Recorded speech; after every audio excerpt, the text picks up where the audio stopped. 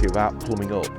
Well, to a lot of people, it's about finding the right depth. Yes, it is. It's about making sure that you know when you're float fishing that your hook bait is at the depth where you want it to be as regards to on the bottom or near the bottom.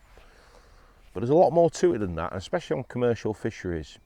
So today we're at Hawcroft Fisheries. Now this is a very long-standing venue. It's been open since 1992. There's a lot of foliage around the lakes, like on many commercials and many venues. And over time that silt builds up. So we're actually on a lake that is quite silty. Nearly every commercial fishery is lined with either sand, clay. That is the lining of the lake. So when you go beyond, let's say, your 5-6 metre line, where you may be fishing on a hard bottom from the banking right to 5-6 metres out, it then completely changes. Once you get to the bottom, the lining of the lake, so to speak, that's where you're actually fishing on a really soft bottom. So it's really important to take into consideration the texture of the bottom that you're fishing on, the substrate. So you can actually use a plummet to really help you understand how hard the bottom is out there and to ensure that you are fishing on top of a very soft bottom, not actually in the silt. Because what weighs most, a plummet or your hook bait? So there's an art form to plummeting up. It's really important to take that little bit of extra time before you start fishing to understand what depth you're actually fishing at. So let me demonstrate. So, plummet choice. Let's go back to the basics at the start now. We've got choices of sizes of plummet to use. So let's take into consideration what I've already spoke about. I'm fishing on a lake with a very soft bottom. If I want to fish beyond, let's say, that 5-6 metre line. So I've got a few plummets on my side tray here. 30 gram, 20 gram, 10 gram, even a 5 gram plummet. But I'd say the optimum weight plummet is 20 grams, and it's how you actually utilise that weight. So a lot of people just assume it's about shipping out, dropping your rig into the water and roughly finding that depth. But how you place that plummet in the water dictates what depth you actually read. So the slower you place that plummet on the bed of the bottom, the more accurate reading you get of the true depth.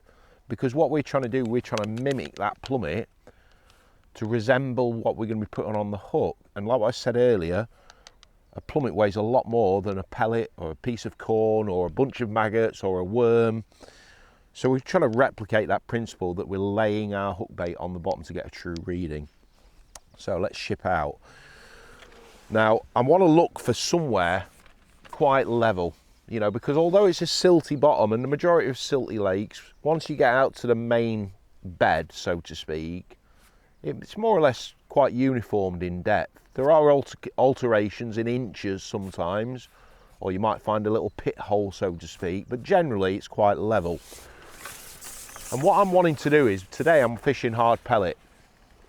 So you can imagine the loose feed pellets are hitting the bottom, gently laying on that silt. That's exactly the principle I want to achieve with my hook bait.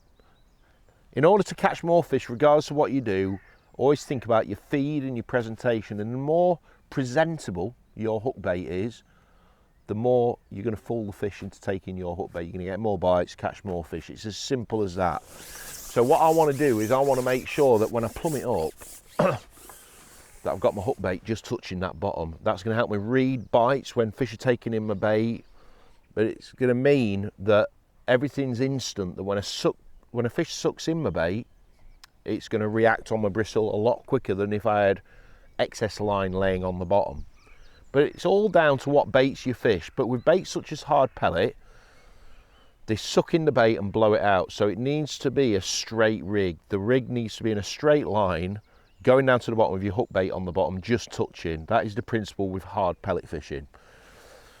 So I'm lining myself up with a marker. Always choose a marker when you're plumbing up. So I'm going to have a look around this area where I've got a platform straight in front of me. So I've always got that reference point. Also, I'm looking at where I'm holding my pole as well, because I want to make sure that I'm uniformed in the distance that I'm fishing out. So I've got two options. I either fish with my elbow on the corner of the pole, or I fish a little bit closer with my fingers touching this joint, or if need be, if there's a happy medium where I find a lovely level bottom between these two distances, or halfway down my section, It's a simple case of just getting some insulation tape or some Tipp-Ex, marking your pole section where your fingers are going to be, so you're in exactly the same position every time. And that's so critical on smaller commercials where you might be plummeting up, going across that far side on the, let's say, the slope of the far side shelf. You need to be ultra accurate when it comes to that style of fishing, and that's where markers on your pole are so important to get that true depth all the time. So I'm going to go to the end of my section in this case. I'm using the far bank as the far platform as a marker, and what I'm doing is, the biggest mistake a lot of people do, they rush the process. Always hold your rig off the bottom for a while once you've shipped out to your designated distance or your spot where you feel it might be all right, to make sure that that rig is completely straight, because if you do it too quick, in the motion as you're swinging that plummet out to plummet in to lower your pole tip and lower that float into the water, your lines are not straight. Always make sure that everything's completely straight. And then what I'm going to do is I'm very, very carefully, I'm going to very slowly lay the plummet on the silt. There. That's just touching the silt there. Now, that's given me a really accurate reading. So if I actually do it again and do it several times, the level of the water is just at the bottom of the float, touching the body of the float.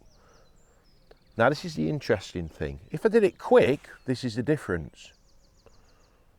Look at that, float disappears, because now I've lowered the plummet into that soft bottom. So if I then go to lift the plummet out of the water, look, the plummet actually sticks in the silt. So if I do it again quickly, look at that, the pole is actually the plummet. The pole's stuck, the plummet's stuck, and the pole's having to kind of like plunge the plummet back out of the silt, and you get a complete misreading of the depth, the true depth of your peg. So always place the plummet on very, very gently. Sometimes if I'm on a lake where it's even softer than this, I'll plummet up with, let's say, a 20 gram plummet, try and place that plummet as slow as possible onto the bottom, but then to get a more accurate reading, especially on lakes that are a little bit shallower, I might put a 5 or a 10 gram plummet on, which allows me to get even a truer, more accurate reading. And that's really important in the winter when you might be fishing soft expander pellets and micros for little stockies and skimmers. You want to get that really accurate reading of the true depth. Now, what I want to do now, once I've more or less got the right depth, I want to ensure that the area is actually quite even, because I might be feeding my bait there, but actually my rig, because of the undertow, the water movement on the lake, might present better 2, 3, 4 foot to the left or to the right, or even inches to the left or to the right, dictated by the conditions that we're faced with. And I want to ensure that my presentation is the same to the left as it is to the right for that reason. So never just plummet up in one spot. Get a feeling for where you're actually fishing and the bottom and what it's like. So I'm going to lower the plummet down onto the bottom like that, very gently. And now I'm going to inch by inch lift up the rig and move to the left, inch by inch. It's not exaggerated movements, it's slight minor movements. So now I'm getting a true reading. As I plummet up to that left, it looks absolutely perfect. So I'm happy with that, because I'm now 2 to 3 foot away from my marker, but I'm still on the same depth, so to speak. So in case the undertow and the wind picks up then decides to go to the right, I'm now going to repeat the process, but then actually go to the right. And you can see it's exactly the same depth.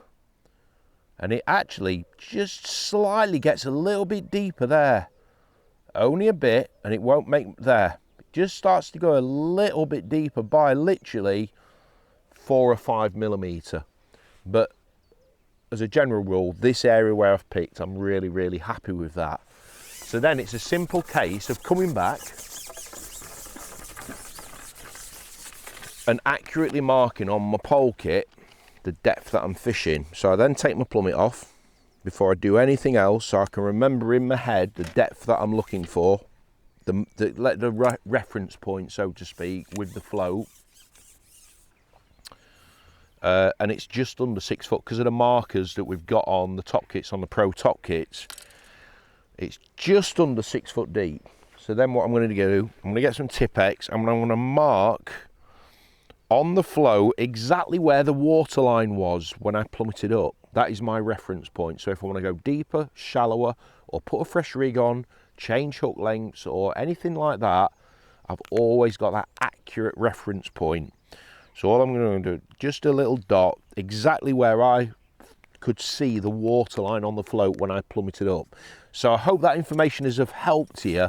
And let me tell you, if you spend that extra time plummeting up, regardless of what you're fishing for, what baits you're using, it will massively increase the amount of bites you get, the amount of fish you actually hook, and you just end up having a great day's fishing, regardless of whether you're in a match or pleasure fishing. So until next time, tight lines.